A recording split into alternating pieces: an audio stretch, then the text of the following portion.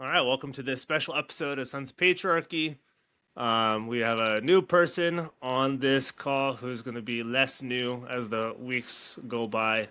We'll introduce her in just a moment. We're going to talk through some things in this episode. Again, special episode. We've never done anything like this before. We're going to do a short reflection on Sons of Patriarchy, the year it's been, a little bit more than a year. We're going to talk about They Called Her Bitter, which is the two fine ladies, their podcast that's coming out under the Sons of Patriarchy umbrella, and what that means and what that looks like and how it differs and is similar to Sons of Patriarchy. And then some fun stuff on all the news that has come out within the past month or so, and connections to things that we've seen before and all in the Moscow universe, which seems to be expanding more and more every single day. And then also a fun little article from the former First Lady, then presidential candidates, then Secretary of State, who now has written about Doug Wilson and some of our other favorite people, the unmentionables. But thanks for coming on, Sarah, who's sort of the co-host now, and people know her. She's in Moscow, Idaho. And a new person who's never before been on this podcast, but we've known her for, I've known her for about a year. I had heard her name before. She emailed me a few months into it, into Sons of Patriarchy. She's been connected into this universe for a long time, a lot longer than I have. But she's known Sarah Bader for a while too. That's Margaret Bronson. So thanks for both of you coming on to Sons of Patriarchy and talking about some fun things we have coming up. Yeah, thank you, Margaret, for coming. It was Thanks good for to having me. Yeah, bring you in to our madness, because this year has been crazy. It's been absolutely wild. Yeah, it has been. So we'll do a quick little reflection. But Sarah, since you've lived in Moscow for what, 3 decades, coming up on 3 decades, something like that. We don't discuss how long. Hush, sir. Yeah, so we started off in October 2024, joined the project, kind of everyone knows that story, and we charted before we even dropped an episode, and I think we were all surprised, like, oh man, what do we have going on here? And so every episode that came out, it just got bigger and bigger and bigger until we had created a monster that even we couldn't keep up with. We had this incredible volunteer team that was helping us gather receipts, gather the data, keep a running log of what was going on, and try to keep survivors coming through the doors and placing them with advocates. And it just got absolutely insane. And so we knew that we needed to kind of diverge a little bit. And Sons of Patriarchy had a little bit different of a pace, while we need to take time to stop, slow down, and look at some of the harm that was being done. And so I was really excited to talk with Margaret and connect with her and her work. And we both are really good friends with Sarah Stankorb, who's an incredible author and incredibly passionate about this work. And so connecting with Margaret, we are going to kind of take a softer look. And I don't mean softer in the sense that we're going to be softer about this. We're going to look at those more soft angles. And I think that you're going to take on a little bit more of the fun stuff. But Margaret, for those who don't know who you are, we know who you are, but maybe there's some people who live under rocks, who listen to Sons of Patriarchy. Who are you, and what's your background? What do you do now? What's your passion when it comes to things that we talk about too? Yeah, so I was raised, I would say like CREC adjacent, very much influenced by Doug Wilson's books and writings and the homeschool movement. Also part of the Constitution Party, so there was like some crossover there. There was just like a lot of influence coming out of Moscow in my family and my community. And now as an adult, I have left all that behind, and I founded Deconstruction Doulas with my friend Erin, And what we do is we work to help get people who are coming out of these different like theonomists, Christian Reconstructionists, but also patriarchal in general, high control spaces. We try to help them safely leave and also like physically leave, but also deconstruct to be able to like take everything that they've been told and figure out like what was true, what wasn't true, what was half truths, what does the Bible really say, all that kind of stuff. And so, yeah, that's really what I do. Awesome. And so just so Margaret knows, she doesn't know this because I haven't told her this. But I toot Margaret's horn to the Sons of Patriarchy team, and especially to Sarah, because people, I mean, those in the Sons of Patriarchy team know I have like two skills in my life, like two things that I'm like somewhat okay with, and the rest of it's just like that goes above my head. I don't know anything about it. I have no expert. I don't know. Like, ask me to help around the house, like fixing things. Like, it's like I'll help. It's just gonna, it's not gonna be very good. But there's one thing that I feel like I have something of a grasp on, and it's Christian nationalism. And I look at Margaret's page, and I was like, I'm not even close to Margaret's grasp on all the contours of the Christian nationalist movement, of theonomy from the 1960s onward, to the history of the Reconstructionist and theonomic networks and people and institutions. And like I sometimes consider myself smart, and then I compare myself to Margaret, and I was like, I'm not very smart compared to Margaret. And to be honest, because half of it is my husband David. He's the historian. He's the one who has traced it back to Okay. like the 60s, and he has, I mean, he has all the receipts. He has meetings and letters and journals and like all kinds of things. And so he's compiling that right now in a really exciting project that I cannot wait for it to be finished. Because I think it will give us kind of like the origin story of how we got here. Yep. Yeah. Well, bravo, because as again Sarah knows, I'm maybe this is not the greatest metaphor in the world with other things that have been happening, but I'll go with it anyways. I'm shoot then aim. It's who knows what's going to happen that comes out of my mouth. I just am less worried about what comes, and so sometimes good things comes out of it, sometimes bad things comes out of it. We But just try no, to direct him. that's yeah. Sarah's there to direct me. I'm there just like wreak havoc. With a little bit of knowledge that I was seminary, and your husband's also seminary trained, right? Hmm. Yeah, he was at Midwestern Theological Seminary. Right.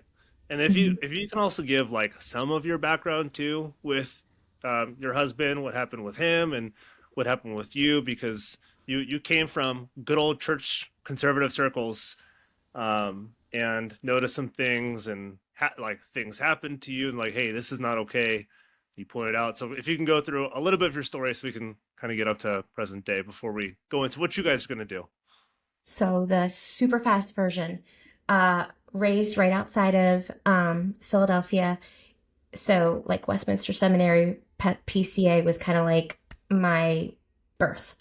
I was baptized by James Montgomery Boyce. That's kind of like, Oh, that was my okay. claim to Sarah fame doesn't know who back in that the is, day. but I know who that is. Yeah. So That's that was 10th like, Presbyterian Church. That's a famous PCA in the PCA. yeah. It was great. That's like my foundation. And then we kind of got sucked into a pipeline that led us down into a Reformed Baptist church, 1689 London Yep. Baptist Confession. You know, let's our church.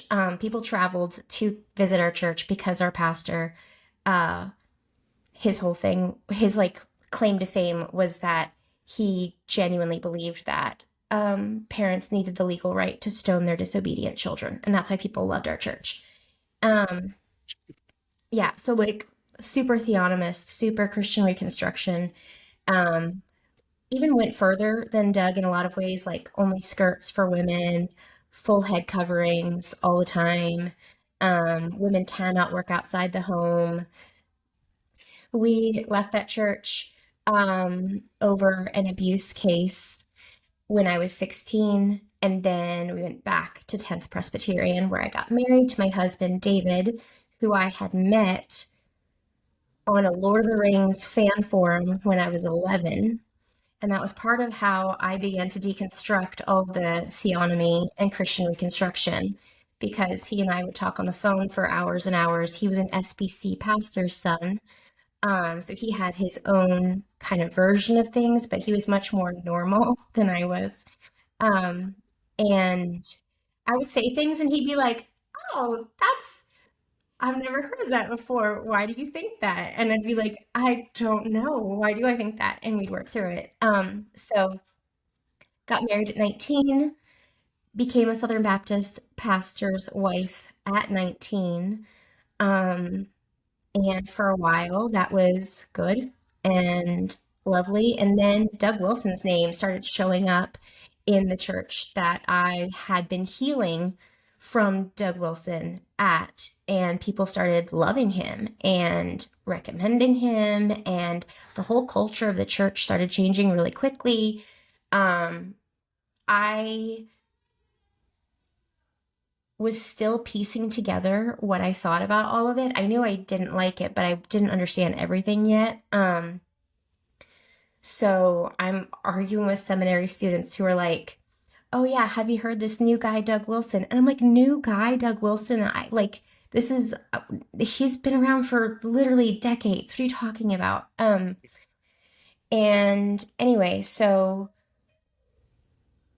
my husband and I started really like processing through patriarchy and complementarianism and church hierarchy and stuff like that. And it caused a lot of friction in the church between my husband and the senior pastor. And in the end, my husband has Crohn's disease and he got sick. He was in the hospital. And that was the excuse that the senior pastor needed to fire him for being too sick. And so that was 7 years ago. And we lost everything at that point. We lost like our whole community, our reputation, everything. And so, yeah, we have been kind of rebuilding since then, trying to figure out like how to continue our, like what drew us to ministry in the first place, the passions and the things that we care about. And then I think also for me in particular, my family had been basically promoting and selling Doug Wilson. That we had a book business when I was a kid, and we would go to homeschool conferences. And I personally, as like a 12-year-old, introduced so many people to Doug Wilson's books. When they would come into my family's booth, I'd be like, have you read blah, blah, blah, blah? And I'd recommend Omnibus, or I'd, whatever. And so for me, part of it is like an integrity piece of being like, oh, I found out I was wrong and I may have poisoned a lot of people. And now I need to take responsibility for myself and for the harm that I caused. And so, but not only that, I was deeply traumatized coming out of all of it. And it's a unique experience. And so I was looking for other people to connect with to try and understand that experience and process it with. And that's kind of where Deconstruction Doulas started. And it's just kind of organically grown, meeting needs and building from different relationships, and has become what it is today. Awesome.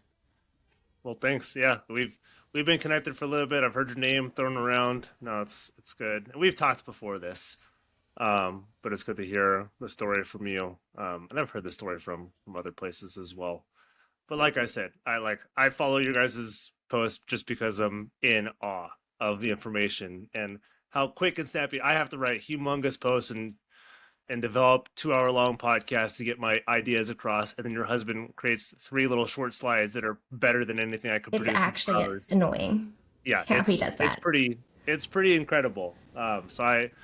We are very happy to have some of that firepower also join with our audio and video reach and stuff, and also some of the stuff that we're doing. So if you guys, with that in mind, where where did the idea for they called her bitter and talking through some of this stuff, and we'll talk about what Sons of Patriarchy's doing as well, but we already teased they called her bitter. We've gotten a lot of good feedback on it, even though we haven't dropped an episode or haven't dropped. We dropped the trailer on Facebook, but haven't put it anywhere else. But if you guys can talk about that, because I know Margaret, you've been on a bunch of podcasts, and Sarah, you're behind this, and you were part of the Banjo podcast before that. It's an inside joke for those who are listening, which is not very funny besides just Sarah and I. But what is that podcast? What are you guys focusing on? What need does that fill?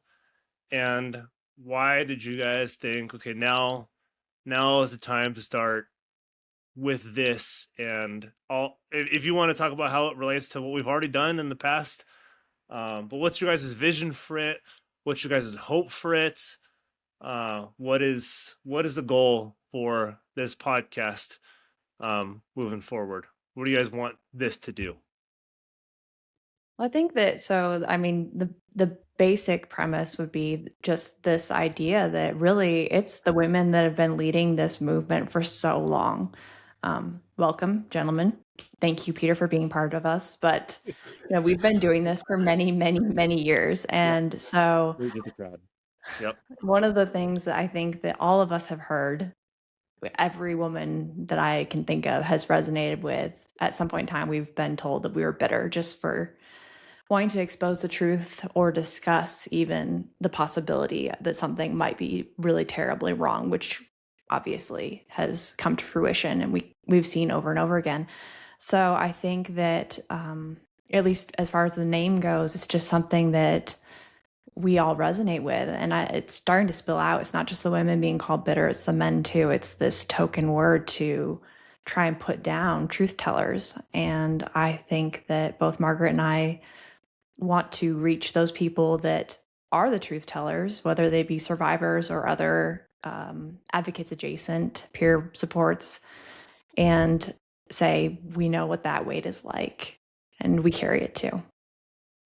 Yeah, I think part of it is just taking back the narrative. I think both Sarah and I have just been very much like behind the scenes doing the work, and people have thoughts and feelings about that. And I don't think either of us have really had an opportunity to say much about why we do the work.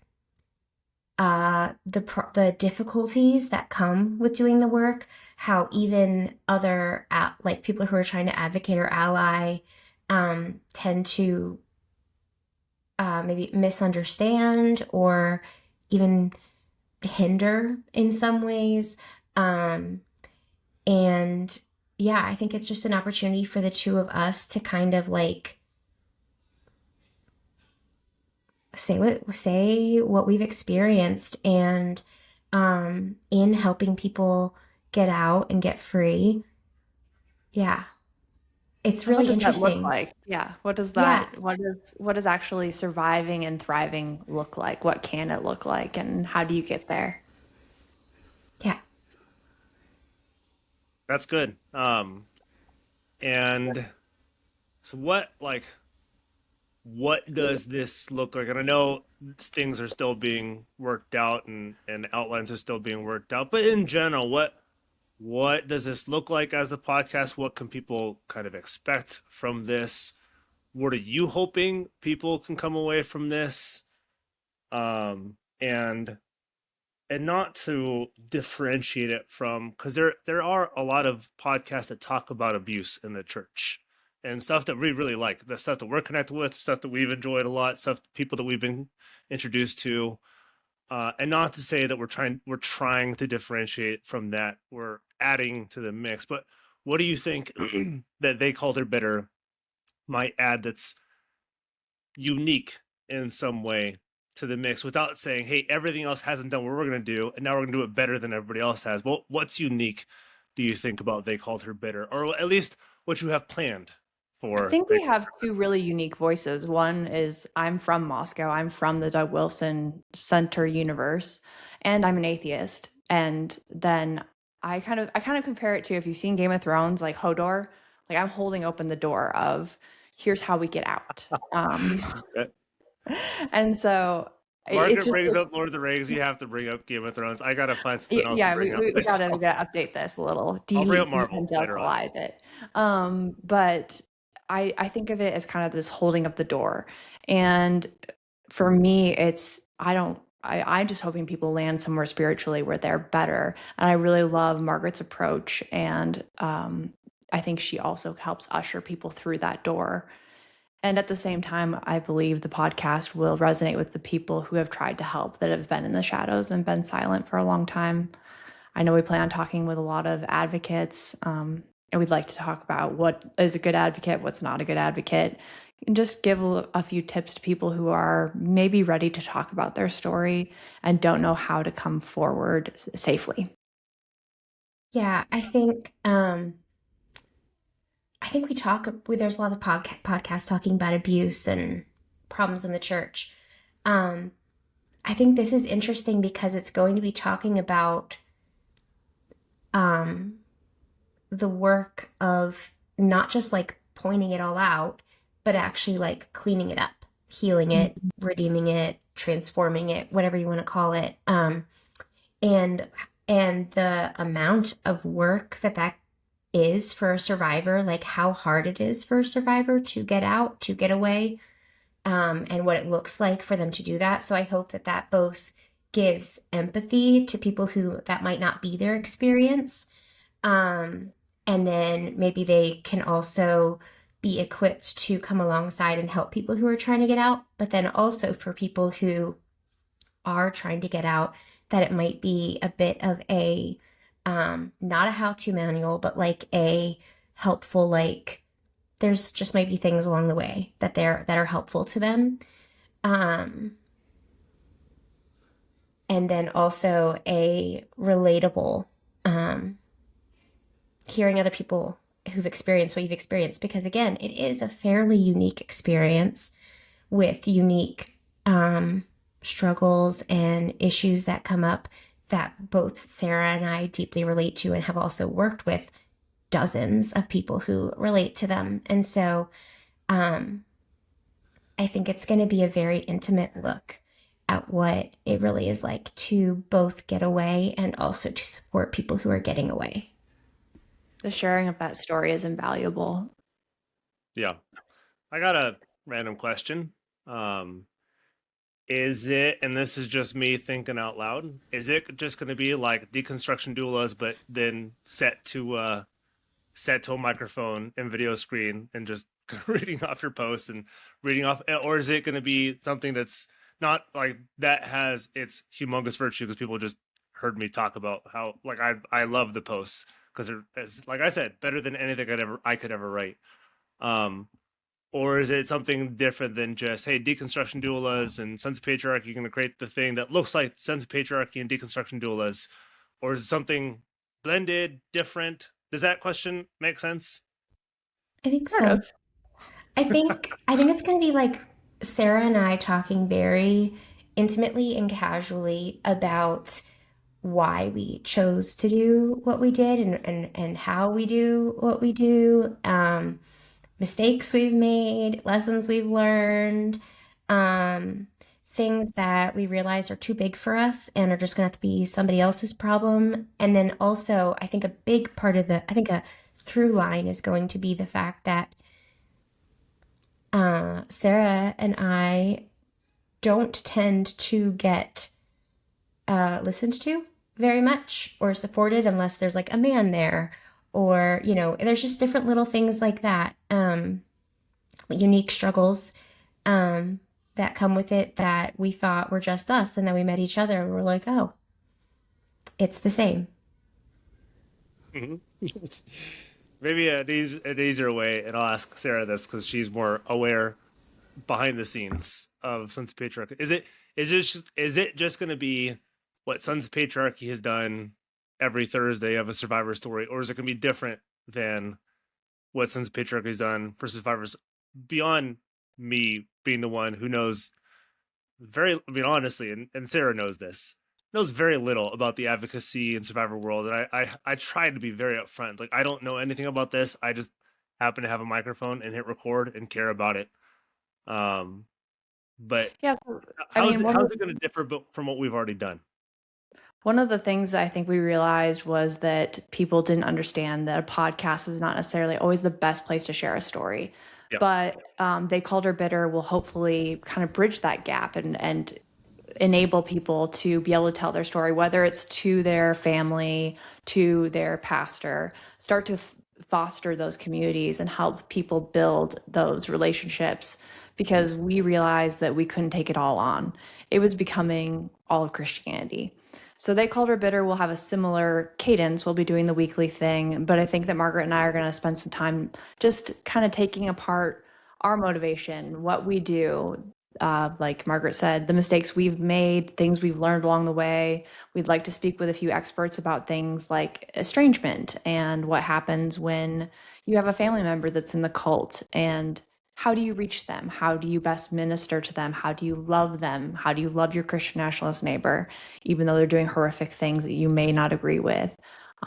We'd like to talk about neurodivergency in the church, and just how that relates to empathy. It'll just be a little bit different. Sons of Patriarchy will be going along, kind of explaining how people are getting into this movement. And our hope is that They Called Her Bitter will come alongside that, using the tools that Deconstructing Doulas already has going, and say, here's how you get them back out. Yeah, and from what Margie was saying too, it's I wonder if people sort of bristle at the word flourish. Like, how can you flourish after something like this happens, and the stories that you hear? But it sounds like that's something that you're going to look at and say, I mean, maybe I'm wrong. Correct me if I'm wrong. Flourishing is something that's, it's something that's possible, but it may not look like what you were told that flourishing might look like, and you have to do some work with this, which sounds hard. I'll just be very honest. It sounds really difficult. It sounds like something I'm not equipped myself to do, and it sounds like you guys are far more equipped than me. I think we're living it out right now.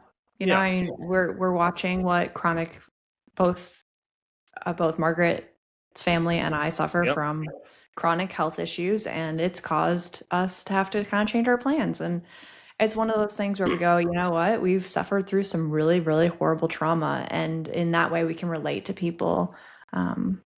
We definitely have a lot more empathy and understanding for disability.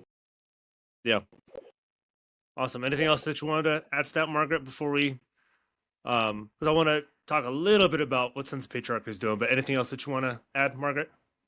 Yeah, I think just for those who, our target audience is people who have loved ones who are inside of it, so they can better understand the experience of their loved ones who are inside of it, and then also how to help them. Like what things are helpful to say, what questions are helpful to ask, what things are helpful to understand.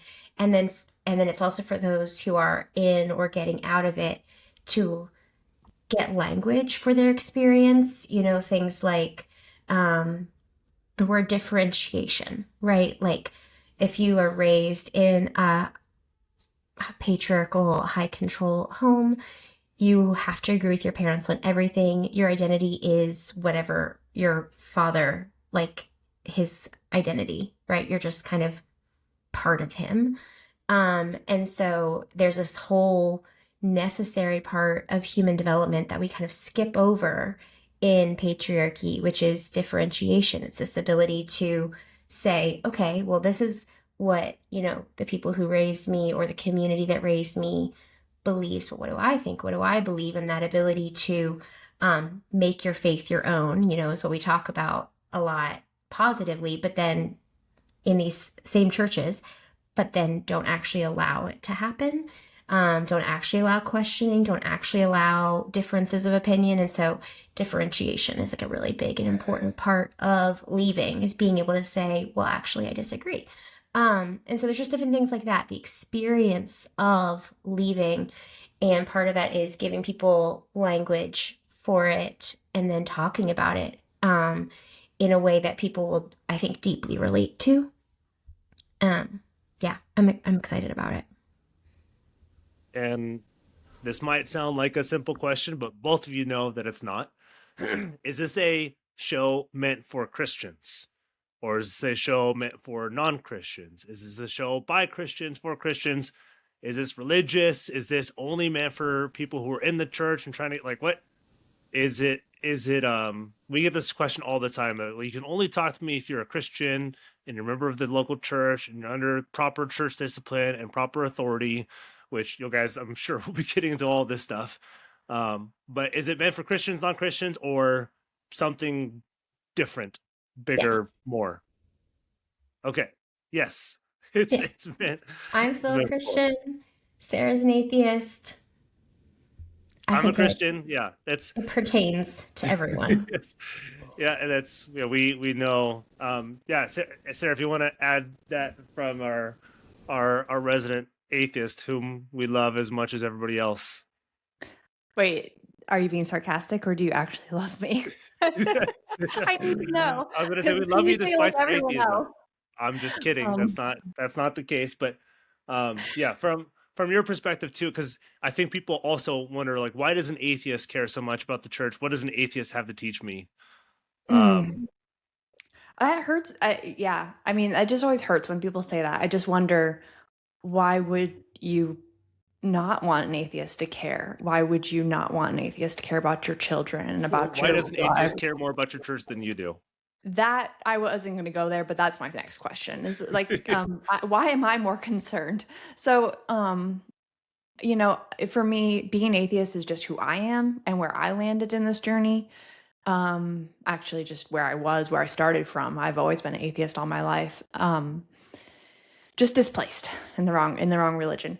But I don't care where people land as long as they are not spiritually harming others, wherever they are best spiritually served. And I believe that the hurting need space and understanding. And I've seen people who are hurting change. You know, they're atheist one day, they're back to religion the next day, they're screaming at God.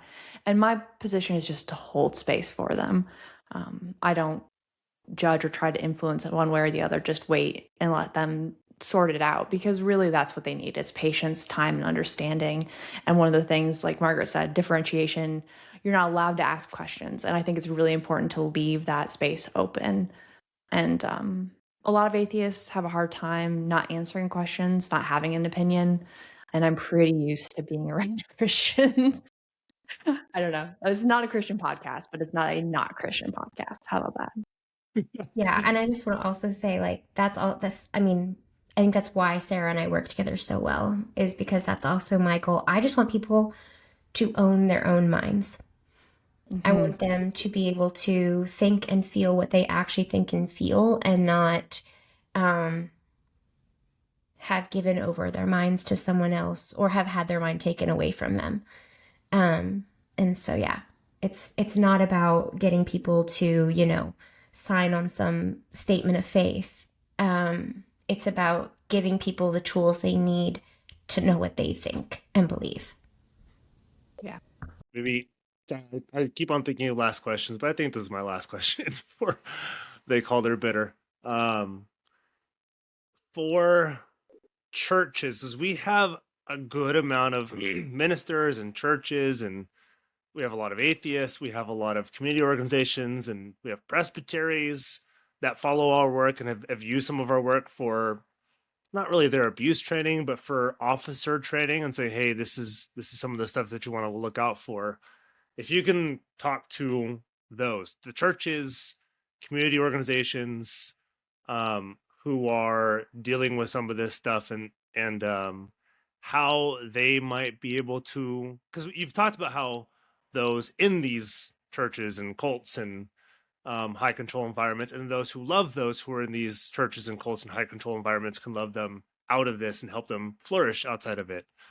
But what about those churches and community organizations? What do you hope that they can profit from this, learn from this, grow from this, and use what you guys are bringing out? Because it is, like you said, it is unique in the sense it's a Christian and an atheist talking about hurt in the church and how to bring somebody out from that with their agency, give them back agency, and develop them from there. So if you guys can talk on that for a little bit too. Well, Margaret, correct me if I'm wrong, but aren't you developing an actual program specifically in regards to this? Yeah. I mean, like a big part of what I have deconstructed is ministry. There's so many things that we're taught in seminary as best practice that I think are unhelpful. I think we can see them as actually being like leading to high control. They like lead to abuse. They are kind of the problem. It's how we keep ending up with these situations. I hope that it's inspiring for other people in ministry to see how a very like non-anxious approach to people who are wrestling with their faith, to genuinely like be there to support them, but not to pigeonhole them or to have your care for them be based on a, as long as you stay in the bucket kind of thing, or, have a goal of like, there's a right answer. Like, this is where you're supposed to land, because we have, a lot of Christian liberty, even within the faith, right? Like, there's so many, the orthodoxy is wide, and there's so many places that you can land and still be a Christian. And then also, it has to be okay for people to walk away from the faith, because if it's not, then it's not really faith, it's coercion. And so if we want people to truly come to faith, then we have to let people leave the faith. I hope would be the podcast would be more like, exemplifying what Christ's love is like rather than what Christianity is like. And I think that just by having those conversations, and some of the guest speakers that we plan to have on will certainly relate to or be relatable to by the church leaders that are interested in that more Christ-like love, which is acceptance, which isn't a quota, which isn't saying there is only one way for you to be the perfect Christian and to get through. Yeah, and we're going to bring in experts who are going to talk about coercion and high control and different ways that we're accidentally coercing and manipulating people, and ways to prevent that. And so I think that there will probably be initially a lot of anxiety, probably from other Christian ministers, just because it's going to push against how I think we're trained in seminary to minister, in a lot of ways, especially in evangelicalism. But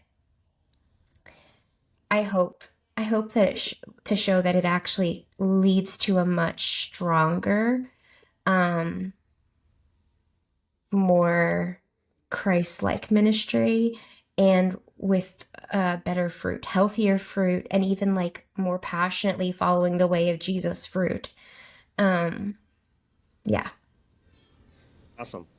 Well, this will come out on the They Called Her Bitter feed, which is set up already. We'll have a link to it. We've already posted it. We've got people subscribing to it, but please, if you had the choice, I would honestly tell people go to They Called Her Bitter, listen to them, over listening to us. But you can listen to us too, because what's also going to happen is it's going to be on They Called Her Bitter's feed, but whatever goes on They Called Her Bitter's feed is also going to be playing on Sons of Patriarchy's feed on the same day. And Sons of Patriarchy, just be me on Mondays. And like Sarah said, I'll be talking about, we're going to expand our focus a little bit, not lose focus, we're expanding focus. on alt-right movements and neo-Nazism and Christian nationalism and Doug Wilson and the manosphere and crisis of masculinity, like a lot of these things that, like they said, will utilize tactics and social media strategies and rhetoric that gets men and women in these kinds of churches, like a Doug Wilson, like a CREC, Christ Church, High Control Church, whatever it may be. So I'll be talking to those people about like how do people get into it? What are the strategies, tactics, rhetoric, social media stuff, Reddit platforms? Like what does this look like? The language behind it. And then Sarah and Margaret are going to talk about, okay, now when they're in there, when they're in these places, how do we talk to them? How do we love on them? What do these psychological principles look like, and how do we talk to advocates and everything? So like Sarah said, I'm going to talk about how people get in, and I'm sure Margaret and Sarah are going to talk about how people get in as well. But they're going to be talking about how do we get them out, and what does it look like to deconstruct what we've been told is Christianity is not actually Christianity or the core of it, but also it's not just that. It's loving people out of these coercive environments and getting them out. So Sons of Patriarchy will be Mondays, and They Called Her Bitter will be Thursdays. If you just want to listen to They Called Her Bitter, you can just go to They Called Her Bitter's feed, and you'll just listen to them. And if you want to listen to both, you can do Sons of Patriarchy, because we'll have both, and also be YouTube as well, so you can see videos of all of us. We didn't do that at Sons of Patriarchy. Yes. We didn't do it at first, and Sarah knows this, because we had not too many, it sounds like we didn't want it. We had a lot of anonymous people who came on for Sons of Patriarchy, and we couldn't show their videos, and so the easiest way was just to make the entire thing non-visual and just be audio. But this one, unless the guest asked for it, which is maybe more likely on They Called Her Bitter, I have had one request. I have had one request for upcoming Sons of Patriarchy episodes for one person not to be on video. I won't say who it is, but she's still sort of in these spaces. Stay tuned. Maeve will be standing in for a few people. That's right. If people don't know who Maeve is, yeah, Maeve is Sarah's cat. Very famous in Sons of Patriarchy lore. But yeah, so that's They Called Her Bitter, Sons of Patriarchy, my short little plug for it. But now with that, a short little snippet on Moscow. Cities. Yeah, like Moscow freaking taking over everything being written about. Margaret, feel free to add anything or leave whatever you want to do. But the recent protest at City's Church, whatever people want to call it, is we'll just call it shockingly similar to protests we've seen before, attached to and directed at or directed from Christ Church Moscow Multiple times. Welcome to the Moscow mood. I mean, the first protest people may be aware of or the one that got like national attention was Gabe Wrench, and then his two friends, Bonnets, I think was their last name. I think, yeah. And they were detained. Were they actually arrested or just detained for the time being? Because they weren't actually put in prison or jail. They weren't actually held anywhere. I think they were actually taken to jail, if I remember correctly. You know, to add to the hysteria of it all. Do you remember this, Margaret? You were hearing about this? This is. Was this COVID? Retweeted it? Yeah, this is during COVID. Yeah. Yeah. So what was happening was Moscow. We make so many accommodations for the Kirkers. I don't know what they have. If you've been around Moscow, I've walked around Moscow, and it's pretty incredible.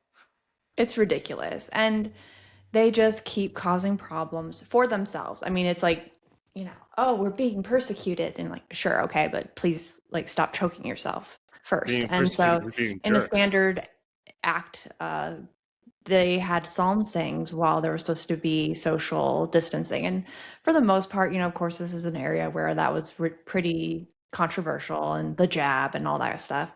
Troy, where I was located, is just 11 miles outside of town. Was pretty chill. We just made decisions to kind of honor and love our old folks, and everybody just sort of did their thing. Not Moscow.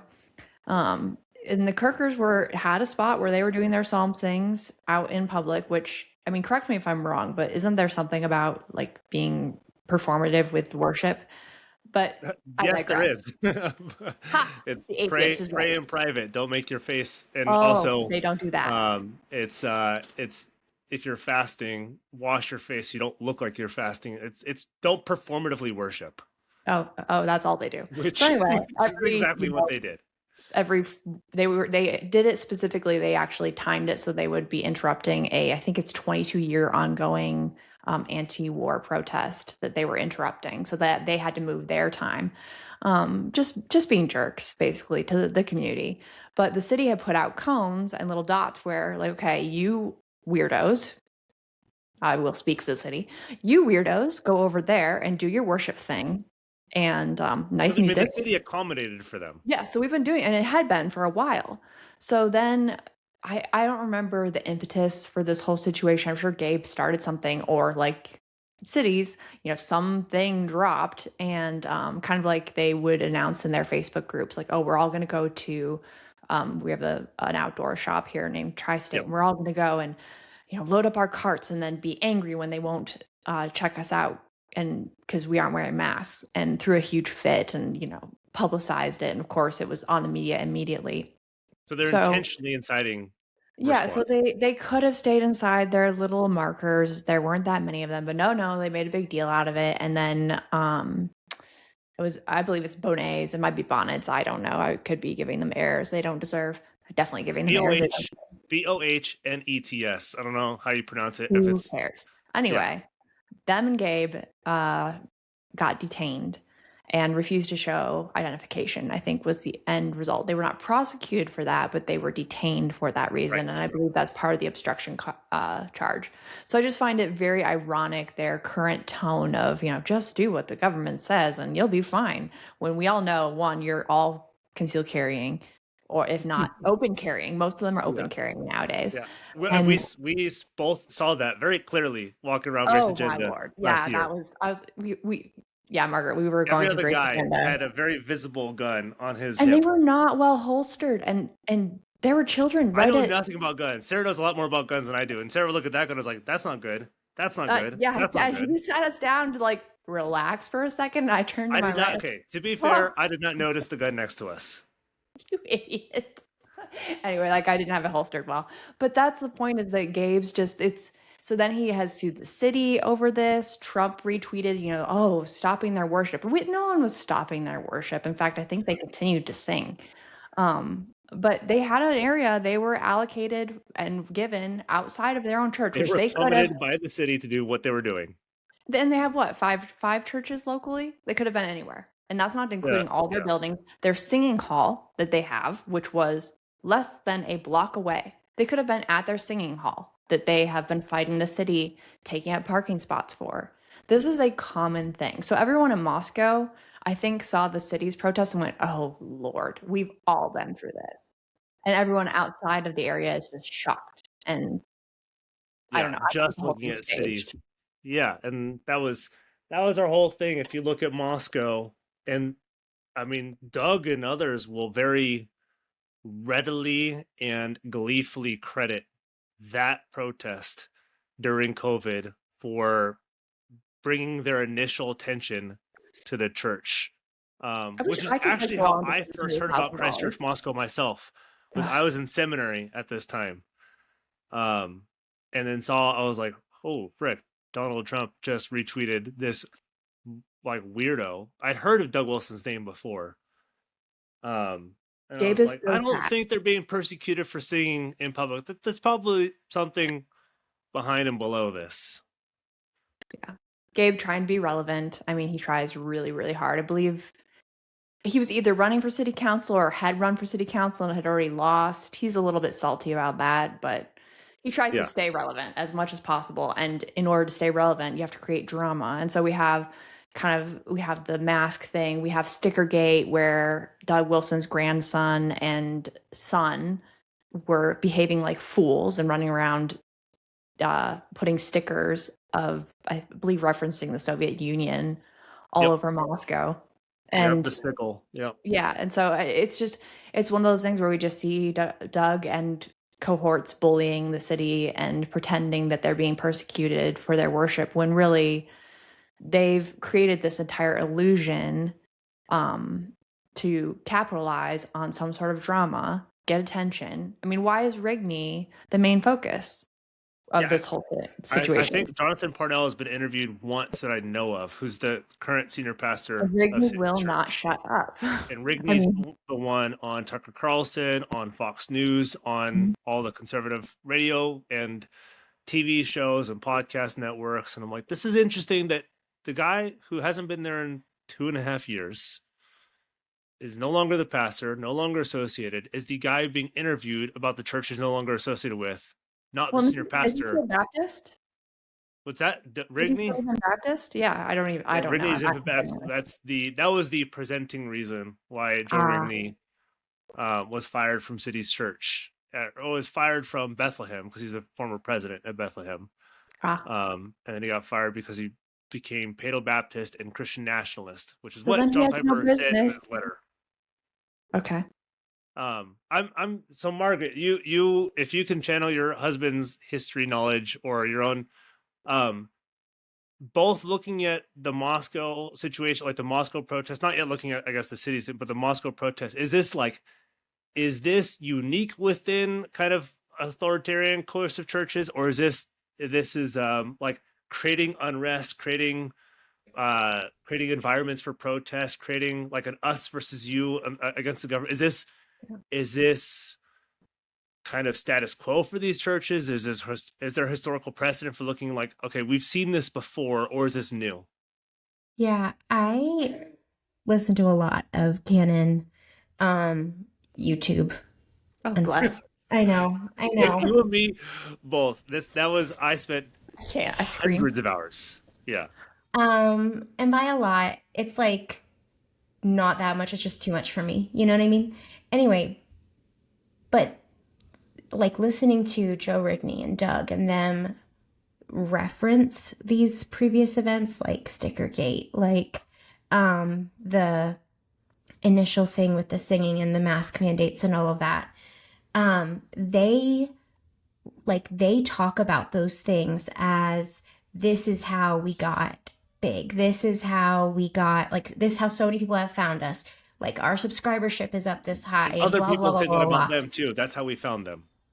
Yeah, and so I think that, like, not only is there a pattern, they talk about the pattern. They tell you there's a pattern. Yeah, it's not like a secret. It's not like they're ashamed of the fact. Like, they are opportunists. They are businessmen. They're marketers. Canon is a massive. I would love to see the financials. Canon is enormous. I mean, they tried to buy CT magazine for like $5 million, right? And 10 million, which is 10 million for Christianity Today's even assets, which you can't buy from a nonprofit, but that's another story. They'll try, because they don't really think they think laws and rules are suggestions, you know, or unless it comes to the protests at City's Church, right? Well, and that's the thing, is that they're so good at. I mean, Doug is so good at doublespeak. He's so good at twisting. He's so good at taking any bit of information and making it work for him. And so I think it's, it had been a while since they had been relevant in the Christian nationalist conversation. And Doug wants to sell himself as the pastor of Christian nationalism, which is like, there's so many pastors. Joel Webbin's been making his comeback in his name, and I think Doug's been missing out. Yeah, and so whether or not like there was premeditation, but I definitely think that there was opportunism. Yeah, if there wasn't premeditation, there certainly was opportunism. Yeah, because was Stickergate before or after the COVID retweet? Stickergate was Was it after? That's why it was a little. I was trying. I was pretty sure it was 2021. Stickergate, sometime in It spanned such 2021. a long period of time because they just kept bringing it up again. And then Yep. I thought it got resolved, and like ND had to write a letter of I'm sorry because I'm a jerk, and Rory had to do something with community something. They both got out of it. Then they sued the city. So it's just been this long, ongoing, protracted, ridiculous thing over some stickers. And I guess maybe I'll fault the city a little bit. Is like, really, that's what we're going after. Meanwhile, they have all these city code violations and real problems, and we're just the drama. We're just stuck in this drama cycle, and so I can't even imagine for cities, like they have real things happening. How did the conversation pivot away from what's actually happening in Minneapolis to, oh, this protest at a church? Which I think, sorry, I'm the atheist of the room. I really don't care. Worship should happen wherever, right? That again, like you can worship God on the mountain, you can worship God in a building at some arbitrary time with some unknown group of people that you may or may not be friends with on that pew. And to me, it's just ridiculous that they are discussing that over any of the other issues, especially like, let's circle back to the 2A issues and Christchurch. And I don't really want to get too far down that rabbit hole, but what ridiculous hypocrisy.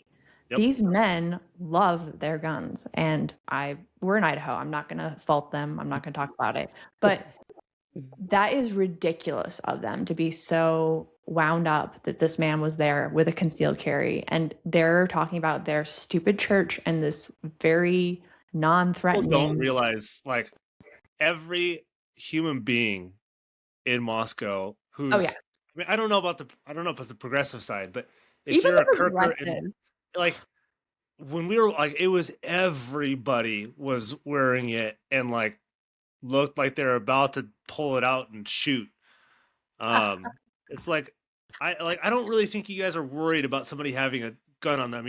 It's somebody that you disagreed with that they had a gun on them, not the fact that they had a gun on them. You just, in Idaho, you assume everyone's armed and then figure out who isn't. That's just kind of how it works. Yeah, I guess I'm from California. In California, we're the butt end of all the jokes. Yeah. But no, I just find it really disturbing that we have pivoted this conversation away from what's actually happening and distracted with this really meaningless situation. I mean, was God actually more offended by the deaths that have happened or the loss of rights, just the behaviors, regardless of how you feel about them? Do you think God's more concerned about that, or what happened in Foursquare walls during a church service one time? I just find it interesting. Yeah, there's a lot to find interesting with this. And then it had been a while after Stickergate that there was a protest, and then they announced Christchurch D.C. Sometime in May of last year, and then their first service was 2 months after that. And the Sons of Patriarchy team knows I get nerdy. I like polity, like church governance, like how our church is structured and built, because I was trained in this stuff, and so it's something I happen to know. I was talking to Jeff Moss, who's the former CREC minister we've had on Sons of Patriarchy. He took the minutes, which is church language for like a secretary of a presbytery. He took the minutes, wrote down everything for about 10 years. Nobody knows the CREC better than Jeff, and I include people in the CREC. He knows it better than, and even just like how they started Christchurch goes against how they plant their own churches. But it's because they have their most high-powered member in the CREC, who's in DC. What is it?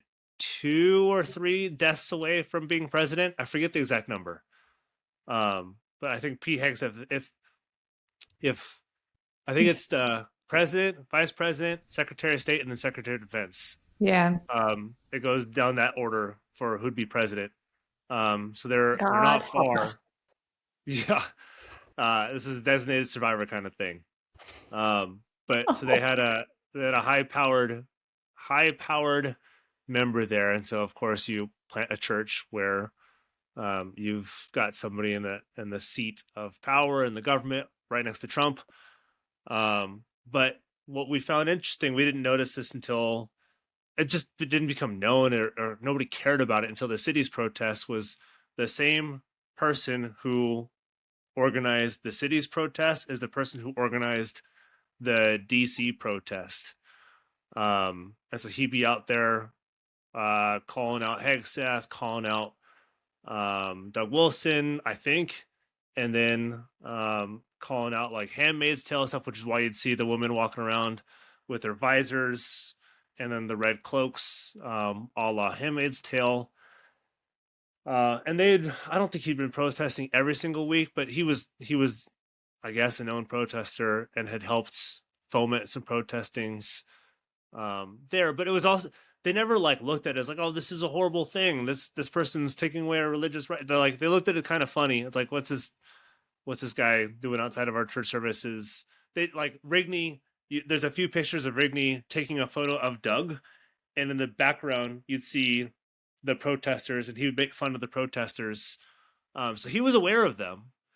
And then, what do you know? The same person who started the protest or helped organize the protest in DC is in Minneapolis protesting the only other church in that area who's connected with one of the people in Moscow. So we found it interesting that, hey, Rigney planted this church in 2015 from Bethlehem Bible or Bethlehem Baptist Church. And we had actually talked to a woman from the church, Rachel Curtis, and she was excommunicated by Joe Rigney for bringing up her husband's porn addiction and lying to the session and Rigney, and said, hey, like, he's actively using it. He's not telling you the truth. She's like, I can't deal with this anymore. Rigney didn't buy it, believes her husband's story. And January, I think I have this right, January 15th, 2014, she was excommunicated by Rigney, supported by Jonathan Parnell, the current city's church senior pastor. And so we had done this interview with her then, and then we hear almost exactly a year later, was January 18th of this year, so almost 2 weeks ago, that these protesters and Don Lemon from CNN came to this church and confronted Jonathan Parnell. I was like, what are the freaking chances that the church that Joe Rigney helped found, I think it was him and a few other people, helped found, now Joe Rigney, in Moscow, this protest that looks eerily similar to some of the things we've seen before, and has now put City's Church on the map as, at least within the last 2 weeks, the most famous church in the United States. It's all too convenient. It's the wrong word, because those protesters are now going to, or have been arrested. Unlike protesters from before, from Christchurch, Moscow. But it seems to parallel and mimic stuff that we've seen before and fall along the lines of exactly how Moscow has played off these protests before and gained like nobody else. No other Christian, no other church is gaining like Moscow is over the past 3 weeks. So I know I said a lot, there's no question, but there you go. What do you guys think? There doesn't seem to be a lot of questions. Welcome to Moscow, everybody. Hello. I mean, I guess, Sarah, like, when you or other Moscow people look at this, what do you see that you think the country is not paying attention to? Because you guys have seen things like this before. Like, you guys were there for the Christchurch Moscow protest. What are you seeing that, like, hey, like, please pay attention to what's happened before, because you guys are making the same mistakes and making this church famous again? Well, I think, like Margaret said, the duality of what Doug Wilson says, he says one thing and does another. I think one of the other things that we tend to not notice is that they're exceedingly clever. We give them far too little credit because they're obnoxious, but they are very, very smart. Brilliant marketers. And that's exactly it. So you could have good faith characters, like the protesters could all be good faith characters and just tipped off in a non-beneficial way. And then, of course, you've got your media team lined up to react. And Yeah, if so they I hear there's think, an ICE agent or ICE field director, like Mhm. they're gonna What are they go going figure to out where do? that is. They don't. I can't speak for the protesters. I'm not one of them. I don't know any of them. But if somebody were just tipped, like, "Hey, there's this person. Here's the evidence," we're like, "Great, let's go over there and figure out who this person is." Yeah. So I feel like it's really common for Christchurch to actually use locals in their efforts. So something we're seeing in Troy, for instance, the town I used to Right. live in, is Yeah. that Doug, came in, bullied the entire community, destroyed it economically, destroyed it financially, destroyed it legally, and then said, well, peace, I'm out. And after just, buildings abandoned and coming down, structures in disarray, and then used the Department of Justice to bully the town and sue it because he had violated state ordinances and again claiming that it was a violation of worship when really they had put their church, they had chosen out of all their buildings they owned, they chose the one that was within 100 yards, I want to say, of a active liquor license. So just to harm other people. And so everyone here locally, I'm not sure what the lesson is besides don't believe him. Like, it's all snake oil. And the people that think he cares about your rights for your guns, the people that think he cares about your First Amendment rights, the people that think he's even a conservative or like, I'm sure he doesn't even like Trump. He probably has even said that. He calls them Clown Town. He Yeah, calls the administration Clown Town, which Yeah. I he agree is with. in this for himself. Exactly. It's that one thing we Yeah, agree with. he That came we'll out right out and said it. You get one Yeah. thing. But yeah, she he isn't what these people are buying into, and I don't know how to shake them awake and be like, he doesn't even care. He does not care. He just wants his money and his power and the praise, and that's all Doug is good for. That's why you see the polity issues. That's why you see him just planting his own churches, declaring himself God of his own denomination. I just wish that we could have warned, or I wish people had listened, because we had been warning. I wish people had listened sooner before they bought into Doug's this tough Christian man. He's going to preach from the Bible. That man doesn't preach from the Bible. That man preaches from his own gut. Nor does he preach all that coherently when he No, he's does not comparing at speak. all. So for locals, it's just frustrating. We're tired. We have seen this. We understand. We know where this is going. It's obnoxious to watch the rest of the world being shocked by what we've already dealt with and watched our town get eaten alive by. Yeah. Yeah. Margaret, from your perspective, not being in Moscow, but having grown up with these teachings, seen this and watched Doug grow and seeing what's happening right now. We can, you haven't read it, but the Clinton article that just came out on the Atlantic, from your perspective, your training, your background with your husband too, you looking at these situations, you looking at these protests, you looking at how Moscow is treated and growing and utilizing them. What are your thoughts and how you see this and what what's Margaret thinking? Like, I wish people saw this or looked at this picture or looked at this thing as a total or looked at this particular aspect. What might that be?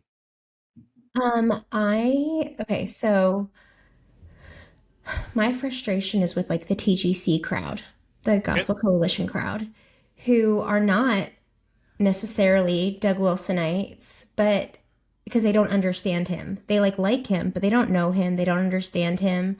Because if they did, they, I think, would actually take issue with a lot of the things that he says and does. But they see this protest and they're like, all up in arms. I mean, I went and stalked all of our old friends from seminary, and they haven't said anything politically all year except for Charlie Kirk and then this thing. And it's like, it's never appropriate to, Jesus would never, go in and do that. And it's like, literally Jesus did exactly that. And he did.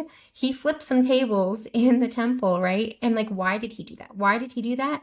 Was because they were they had raised like the cost of Yep. offerings to make it They weren't even impossible. supposed to be selling at that time, and to the people that they were selling to. They'd raise the cost to basically make it inaccessible Yep.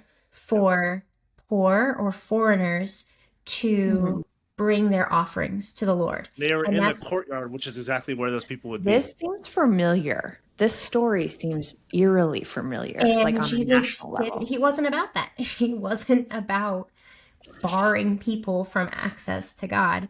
And like that's not all they're trying to do. They're trying to bar people from access to citizenship and to being in America at all.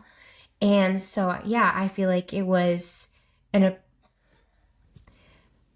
I just think that the TGC crowd needs to slow down and figure out what's happening first instead of just being so reactionary. Oh, sorry, I'm getting over COVID and I cannot get over this cough.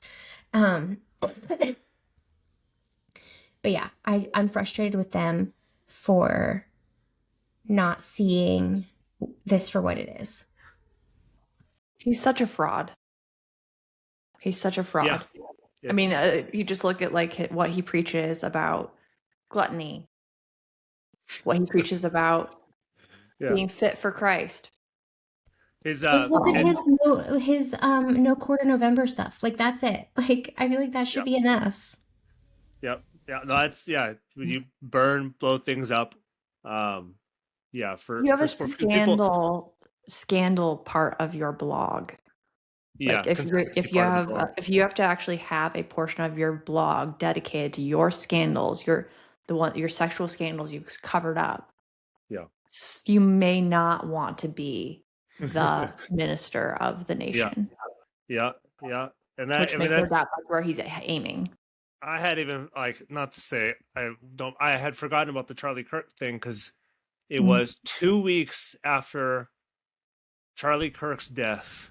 So it was December 25th, 2025, that Pete Hegseth and the ACCS, so Doug Wilson, the accreditation thing that Doug Wilson founded in the early mid-90s, announced with Turning Point Academy, which is Charlie Kirk's organization, the school arm, that they were combining forces together 2 weeks after his death, that they were combining together to create this alliance between both of them and to plant, it was 500 more schools within the next few years, and they had more, and they were building training courses. And so they got mad at people who were using Kirk's death for political aims, but then I hear that we're naming a highway after him here, so they used his death in order to build that alliance between Turning Point, and it had been there somewhat previously, and then utilized Hegseth because he had written the book on the battle for the American mind back in 2022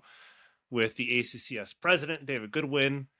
And so we've been, and I know Margaret's been doing the same, we've been screaming people, please look at these connections that nobody's either worried about, connecting, caring about, knows about, and looking at these isolated events, incidents, people, institutions, and not seeing, not just conspiracy level, they're like Margaret said, they're telling you they're connected to each other.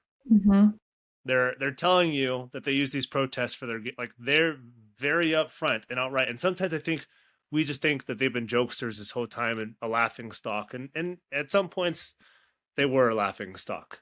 But they ain't a laughing stock anymore. And so what they've been telling us, like people say with Trump tells you what he's going to do. We're like, you're crazy. You're not going to do that. And then he does the thing that he tells you that you're going to do, or that he's going to do. And so it's maybe start listening and look at the connections that he's telling you that he's making. But outside of that, the only other thing was the Hillary Clinton article. And I know, Margaret, you haven't had a chance to listen to or watch or read it. Sorry, not watch it or listen to it, but read it. And we had a little mini heart attack, and not necessarily because it was Clinton writing it, and people can feel however they want about Clinton. We know there's some uncouth things with her husband, but it's it's one thing to say, like, maybe don't listen to this person for this or that reason. It's another thing to say one of the most influential people in America just wrote about Doug Wilson and Christian nationalism and Joe Rigney and Allie, Beth, Stuckey and Pete Hegseth and the CREC and Brooks Pottinger, who's a new DC pastor. It's one thing to like not like the person who wrote it, and then realize in the same breath that that person is a former first lady, presidential candidate, secretary of state, with tens of millions of followers across all of our social media channels. If she says something, if she mentions Doug Wilson, it means other people are thinking about the same things. I immediately texted my grandparents and was like, ... Well, yeah, it's for those of us in Moscow, we don't even have we don't have a ring road around. We don't have a ring road around Moscow, so there is the highway goes through one way, the highway goes through the other way. We are this tiny little town. Doug Wilson has been a problem here since the 90s. And I cannot tell you both the horror and the yup that I had when Clinton mentioned him. And I'm not going to weigh in on the Clinton thing because I don't really care. It's what not I the really important part with this. Is she can see how bad this is. If someone's talking about empathy and Doug Wilson in the same sentence, and it's Clinton, I mean, there is something horrifically wrong. Out of this little tiny town, this man has become so influential, and it's so disturbing that the very first attack is empathy, which I think most of us can all agree. Yeah, there are 3 events so far. It's been the Trump retweet in September 2020. Mm-hmm. Then it was the CNN interview in August of last year. And then now it's the Clinton article in The Atlantic talking about Doug Wilson. It's like, if people still think this stuff is fringe, I don't know what to tell them. I know it's not for it. I mean, if you're following the White House social media account, if you're following Department of Homeland Security, if you're following ICE's social media account, you see this stuff daily about them defend our homeland, and by God, we'll have our country back, and we're gonna deport all these people who don't look like white Christian males. Has anyone reached out to Sarah Stancorb and asked her, I bet you Hillary Clinton has read her article? I mean, the way that Clinton's article read, it would be difficult not to come to that conclusion. Yeah, she's the OG. So, but yeah, incredible. That was a lot of stuff. And that's only. I mean, some of the stuff we talked about was only within the last 3 weeks. But are you alive still, Margaret? Do you have a fever? You're already going through so much, but then with all the stuff that the country's going through, it must add added stress and everything else. You just keep going. The fever dream is real now. It's not a hallucination. Yeah. Yeah. Well, so thank you so much, you guys, for meeting up and taking the time to figure out and tell people where we're going and what we have been doing in the background. It's been just a lot of work. So we haven't stopped. It's just been, trying to take on Doug Wilson on the Moscow level was hard enough, explain his origins. Now we're taking him on and we're talking with The Atlantic. And it's been huge. So things are happening. It's just a little bit slower than we anticipated. Yeah, but people, as I listen to this, Sons of Patriarchy restarts with brand new stuff. I know we've been replaying some things. That's mostly because of all the renewed interest in Christian nationalism and Wilson. We knew people were looking at it, but it's also we needed time to plan what we're doing next. So Sons of Patriarchy relaunches on February 16th, and they called their bidder launches on February 19th. And so we are excited for all this stuff to come out and for this union between the two and the focuses and a lot of the similarities, and not looking forward to all the news to come out within the next few weeks and months, undoubtedly. But our plan is just to hopefully tell people like, hey, here's what's going on. Here's why it's going on. Here's some of the people to know. And when you have people stuck in these groups, here's what you can do. And here's the people that you can look at. Here's people that you can read, listen to. It's not going to guarantee anything, but what it will do is hopefully give you some language and some resources. So yeah, thank you both for joining forces and helping us out too. Margaret, thanks for all of your work, your husband's work. I know people are watching it and reading it, and when they heard that you were going to be part of this, they freaked out. We're so excited. They could not believe that Margaret was joining. So yeah, thank you guys, and we'll see what happens. Thanks, guys. It'll be exciting.